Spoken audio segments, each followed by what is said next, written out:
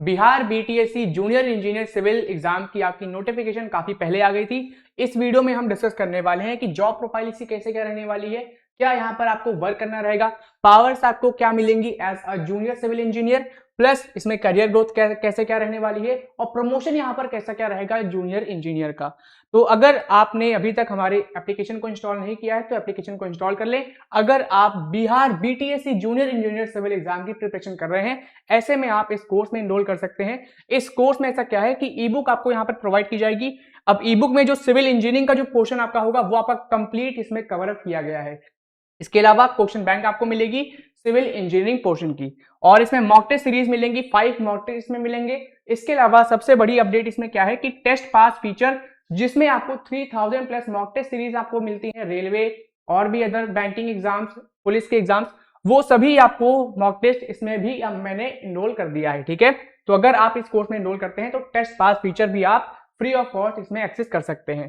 Course का जो medium रहने वाला है, जो कि आपके नोट्स रहेंगे, वो आपका कंप्लीट यहाँ पर इंग्लिश में होगा। तो आप इसकी ऑफिशियल वेबसाइट, हमारी ऑफिशियल वेबसाइट पर विजिट कर सकते हैं। ऑफिशियल वेबसाइट हमारी है rankingpedia-education.com पर आप विजिट करके इस पे इनरोल कर सकते हैं। लिंक मैं आपको डिस्क्रिप्शन पे प्रोवाइड कर दूंगा। इसके अलावा एप्लीकेशन को इंस्टॉल कर लें। जब आप एप्लीकेशन पे जाएंगे तो यहाँ पर आपको सिलेबस मिल जाएगा, प्लस पीवाईक्यूज भी मैंने अपलोड कर दिए हैं, पीवाईक्यूज भी आप यहाँ पर देख सकते हैं। ठीक है, तो एप्लीकेशन की लिंक मैं डिस्क्रिप्शन पे प्रोवाइड कर दूंगा। अब यहाँ पर बात कर लेते हैं कि आपकी यहाँ पर जॉब प्रोफाइल कैसे क्या रहने वाली है, क्या आपको यहाँ पर हैंडल करना रहेगा। तो as a junior engineer civil engineer आपका यहाँ पर जो मेन जो टास्क होगा वो आपका यहाँ पर रहने वाला है कंस्ट्रक्शन एंड मेंटेनेंस का।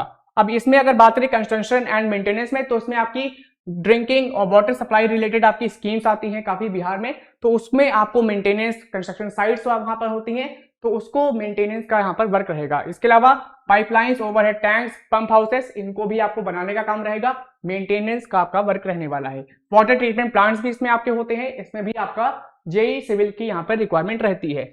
और यहाँ पर नेक्स्ट आपका जो टास्क है वो आपका है साइट इंस्पेक्शन और मेजरमेंट का। ठीक है, ये भी आपका एक इंपॉर्टेंट फैक्टर है, जॉब प्रोफाइल है आपकी। एस्टिमेशन और बिलिंग, बीओक्यूज, ये भी आपका इंपॉर्टेंट है। प्लस इसका है कॉन्ट्रैक्टर सुपरविजन का। ठीक है, जो कॉन्ट्रैक्टर्स होते हैं उनको भी यहाँ पर गाइड करना, सुपरविजन करना कि कैसे क्या काम वहां पर चल रहा है। और थर्ड यहाँ पर जो इंपॉर्टेंट है वो आपका है प्रोग्रेस एंड क्वालिटी रिपोर्ट।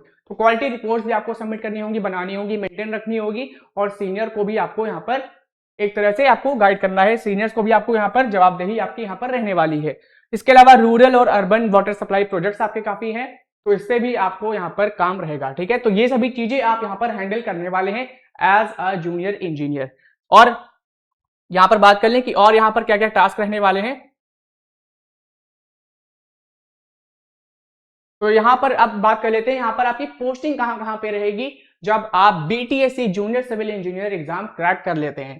तो यहां पर जो बीटीएससी में जो आपकी जो पोस्टिंग रहने वाली है, ये आपकी Bihar technical service commission BTSC में होगी, और इसमें आपके अलग अलग डिपार्टमेंट्स हैं, पीएचईडीज हैं, जैसे कि पब्लिक हेल्थ इंजीनियरिंग डिपार्टमेंट्स इसमें है, तो इसमें आपकी पोस्टिंग रहने वाली है। और अदर कौन कौन से डिपार्टमेंट है, तो आपके डिस्ट्रिक्ट पीएचडी ऑफिस में आपकी पोस्टिंग हो सकती है। ठीक है, sub division block level offices आपके हुए बिहार में, तो वहां पर आपकी पोस्टिंग हो सकती है।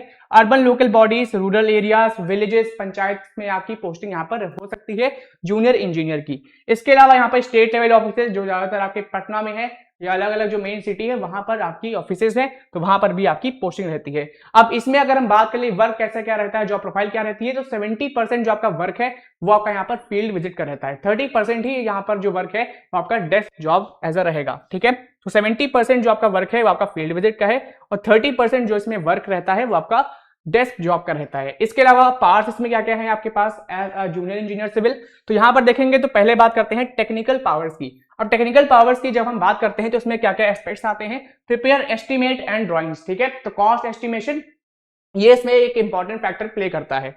फिर है आपका साइट मेजरमेंट एंड एमबीज एंट्रीज, ये सभी आपकी यहाँ पे टास्क हैं, टेक्निकल पार्ट्स आपकी हैं।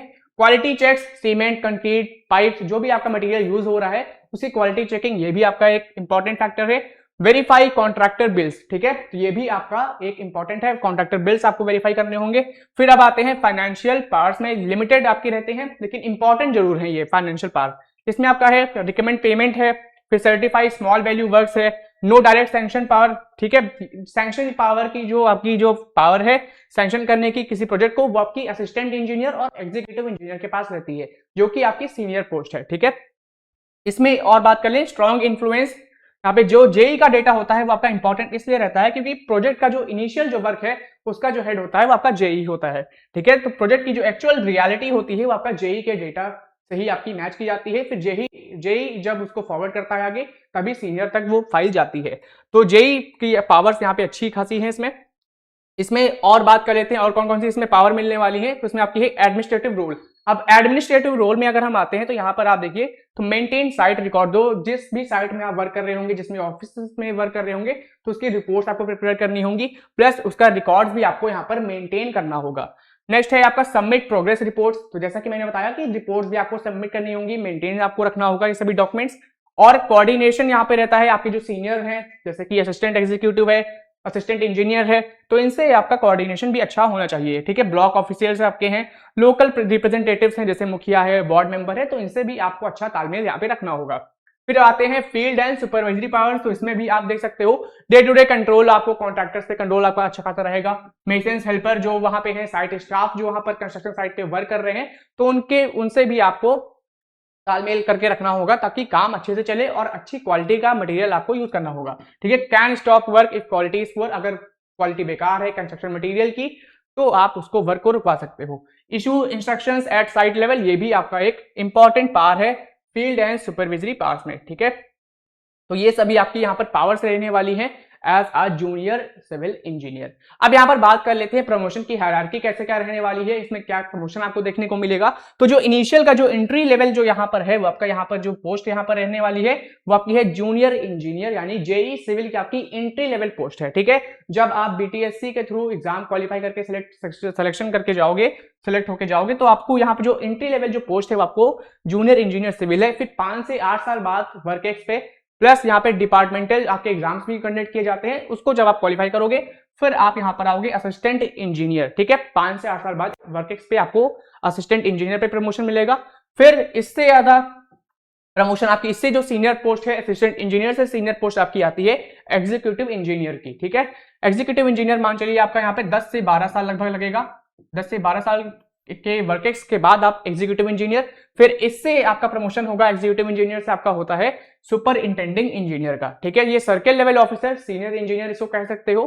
फिर जो सबसे हाईएस्ट जो पोस्ट होती है, टेक्निकल पोस्ट जो सबसे हाईएस्ट है वो आपकी है चीफ इंजीनियर की। सबसे हाईएस्ट अगर हम बात करें पोस्ट की सिविल इंजीनियरिंग में टेक्निकल पोस्ट की, तो वो आपकी यहाँ पर आती है स्टेट में चीफ इंजीनियर की, ठीक है। ये पूरे स्टेट का सब कुछ मैनेज करते हैं, जो भी आपके कंस्ट्रक्शन साइट्स हैं, जो भी प्रोजेक्ट्स आपके हैं अंडर गोइंग या फ्यूचर जो प्रोजेक्ट्स होते हैं वो आपका चीफ इंजीनियर ही मैनेज करते हैं, ठीक है। तो एंट्री लेवल पोस्ट आपकी जूनियर इंजीनियर है। प्रमोशन होने के बाद जूनियर इंजीनियर से आप एई पोस्ट पर जाओगे, यानी कि असिस्टेंट इंजीनियर की पोस्ट पर जाओगे। फिर असिस्टेंट इंजीनियर की पोस्ट पर आपके पास एक्सपीरियंस होने के बाद 10 से 12 साल या 12 से 15 साल का एक्सपीरियंस होने के बाद आप फिर आओगे एग्जीक्यूटिव इंजीनियर की, यानी ई सिविल की पोस्ट पर आओगे। फिर ई सिविल से सीनियर पोस्ट आपकी आती है सुपरिंटेंडिंग इंजीनियर यानी एसई की, और एसई के बाद आपकी जो हाईएस्ट पोस्ट है टेक्निकल पोस्ट जो आपकी है वो आपकी है चीफ इंजीनियर की, ठीक है। तो ये आपकी प्रमोशन की हायरार्की यहाँ पर रहने वाली है, प्रमोशन का ऑर्डर यहाँ पर रहने वाला है। बाकी आपका वर्क एक्स पे डिपेंड करता है और आपके कुछ यहाँ पे डिपार्टमेंटल एग्जाम्स होते हैं उसको आपको क्वालिफाई करना होगा, फिर भी आप यहाँ पर तभी आप यहाँ पर प्रमोशन आप अच्छा खासा ले सकते हो। अब यहाँ पर बात कर लेते हैं, प्रमोशन हमने देख लिया, पावर्स देख ली, जॉब प्रोफाइल भी हमने यहाँ पर देख ली। अगर आपने अभी तक चैनल को सब्सक्राइब नहीं किया है, हमारा चैनल है इंजीनियरिंग पीडिया एजुकेशन, इसको जरूर सब्सक्राइब कर लें, लिंक आपको डिस्क्रिप्शन पे मिल जाएगी। हमारे चैनल को सब्सक्राइब कर ले और हमारा एप्लीकेशन है रैंकिंग पीडिया एजुकेशन एप्लीकेशन, इसको इंस्टॉल कर ले। जब आप सिलेबस सेक्शन में जाएंगे तो सिलेबस आप एक्सेस कर सकते हैं। सिलेबस तो इन्होंने 300 पेजेस का डाल दिया है, ठीक है, तो सिलेबस भी आप वहां पर एक्सेस कर सकते हो। इंपॉर्टेंट जो आपका सिविल इंजीनियरिंग का सिलेबस है वो मैंने अपलोड कर रखा है इसमें हमारे एप्लीकेशन पे, प्लस आप वहां पर PYQs चेक कर सकते हो। तो हमारे एप्लीकेशन को अभी इंस्टॉल कर ले, बस इतना ही, धन्यवाद।